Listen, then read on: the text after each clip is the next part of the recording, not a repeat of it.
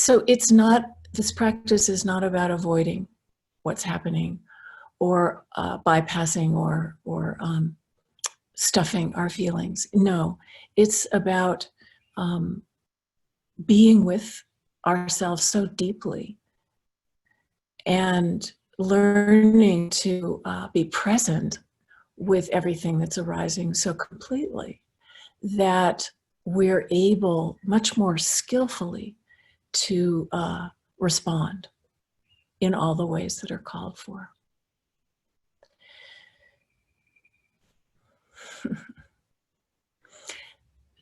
In the opening verses that we do,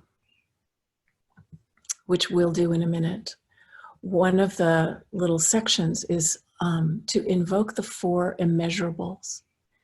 And these are called the sort of four abodes or dwelling places where the Buddhas and Bodhisattvas dwell. And they dwell, it's said, in loving kindness, in compassion, in sympathetic joy, and in equanimity or non-attachment. And these qualities are the qualities that can help us to get from the shore of suffering to the shore of liberation. They help us get across the rough waters. And in the practice, Thich Nhat Hanh always talks about, breathing in, I calm body and mind. Breathing out, I smile. Dwelling in the present moment, I know this is the only moment. That smile is so important. Because you know why? Because the work of transformation is not easy. And we have to cultivate in ourselves the capacity to hang in there, even when it's hard. And so by practicing the smile, giving ourselves the little hint of joy, even if we don't feel it, but doing it as a practice, it relaxes everything, first of all, and it allows us to be that much more present for the hard things. Thich Nhat Hanh talks about the disease and the illnesses of agitation and anger, of sorrow and insecurity, of hatred, anxiety, loneliness. All of these things are really operating so strongly in ourselves and in the collective right now.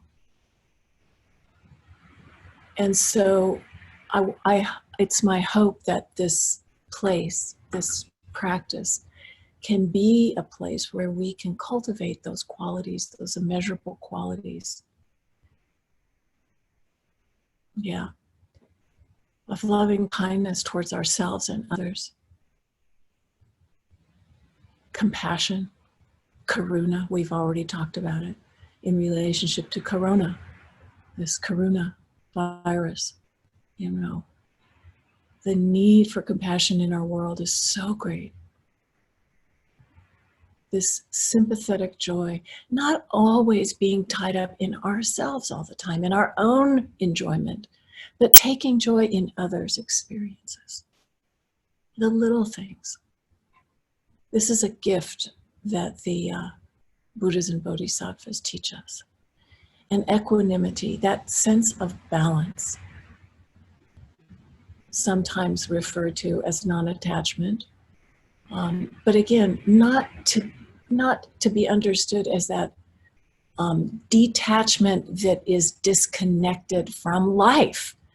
We're here as embodied humans with blood and sweat and all of those emotions, the difficult ones and the joyous ones. But learning how to have equanimity non-reactivity is a gift, is a real help on the path to get from that one shore to the other. Okay?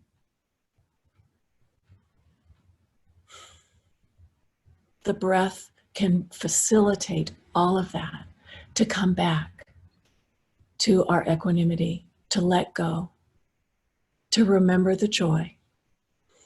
With each breath, the beauty around us, to find again our loving kindness and compassion.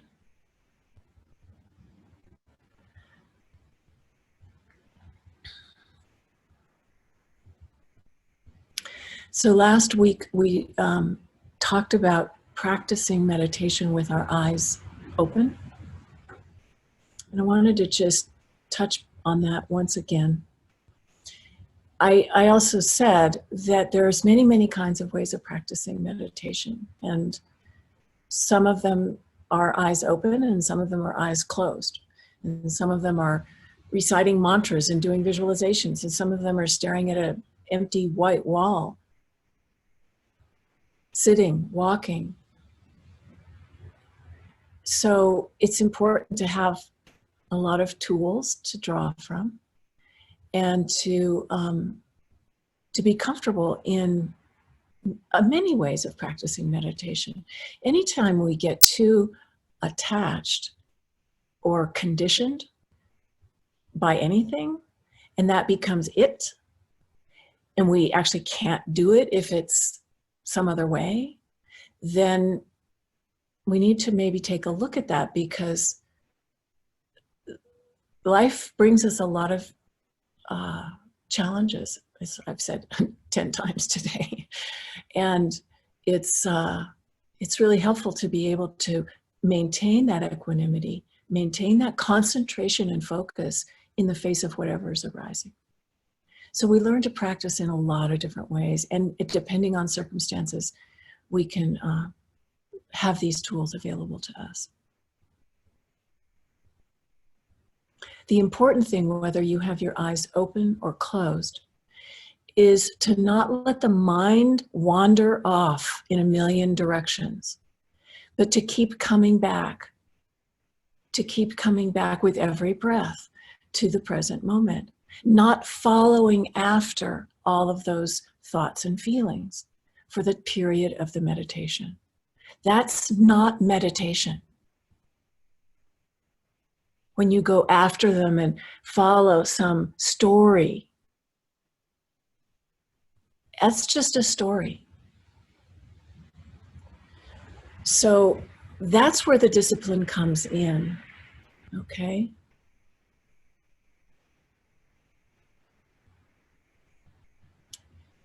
What we're doing here is we're learning to concentrate, to come back, to wake up.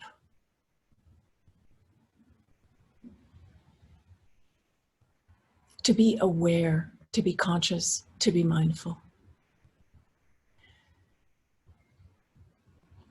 So with eyes open, the instructions are, just to review in case you want to continue to try to practice this way, or if you haven't tried it,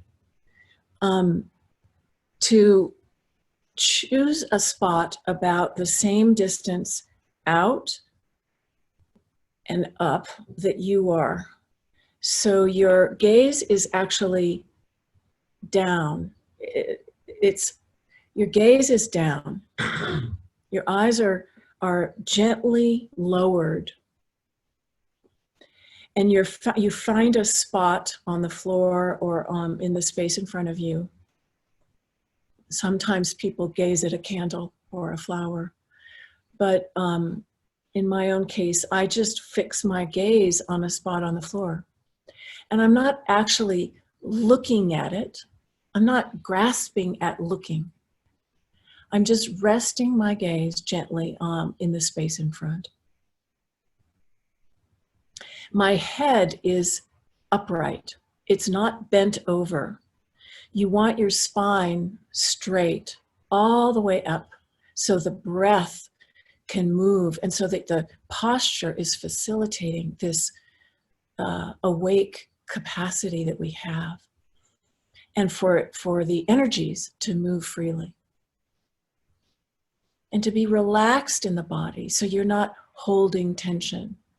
But so the head is up, and with the head up, the eyes are just gently cast down. Okay? When you find that spot, then you don't continue to look around. You just keep your gaze fixed on that one spot, unless you feel sleepy, in which case you raise your gaze without moving your head up, and you look up into the space in front of you at a spot without, grasping at the spot. You just look up, and that is a very energizing way to practice. When your gaze is resting down, it's very calming.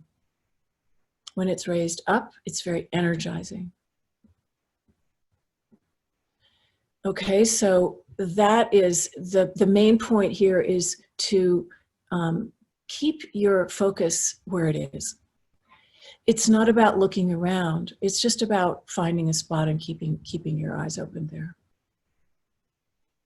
And then noticing what happens in the mind, coming and going, coming back to the breath over and over again as the anchor for your mind. The other thing that's connected to this is the stillness in the body. So when we still the body, we find a posture that we can be comfortable in and stay inside of for the period of sitting. In this case, we're only sitting for about 15 minutes, everybody. Sitting, then doing walking meditation for about 10 minutes, and then coming back for another 15 minutes of silent sitting. So the invitation is to find a position that you can be comfortable in without moving for that period of time. And the stillness in the body actually facilitates the stillness in the mind. So the busy mind is taking us on all kinds of journeys 24/7. And when we stop, literally stop the body and return to the breath, then it allows the mind to rest as well. And when we stop and rest in the body and the mind, they become one. We come into alignment. So body, breath, and mind, body, speech, and mind come into oneness. And this is a gift that we give ourselves. Of course, if we have to move, we do. We do that with awareness. We do it with mindfulness. So if I, suddenly my foot's asleep, or, I have a cramp, or I'm, something's not working, then by all means, adjust yourself. Just do it with awareness, mindful awareness with the breath, keeping the thread of the breath alive in every activity.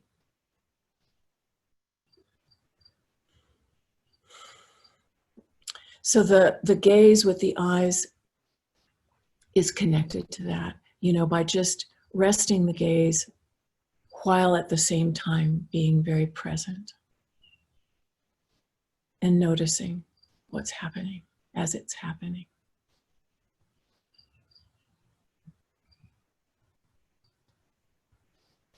And of course, if you're uncomfortable or you're not ready to practice with your eyes open, then please just close them and follow your breath. Return, return, return, over and over to the present moment. And give yourself acknowledgement, because it takes courage to show up for a practice any kind of practice of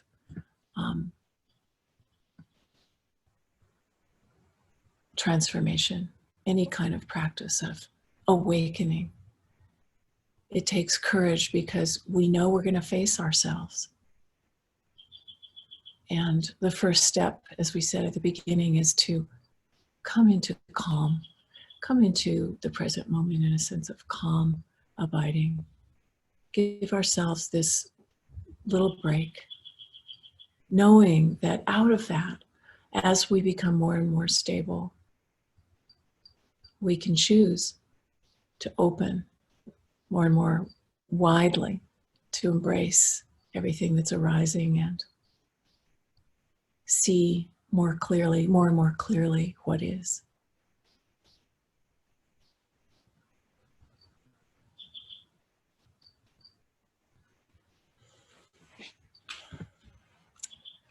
So we'll go into the practice now. And we will start, as we do, with an incense offering gata that I will do with the altar, and then come back and we'll do the opening verses together. If you have them, you can recite them with me.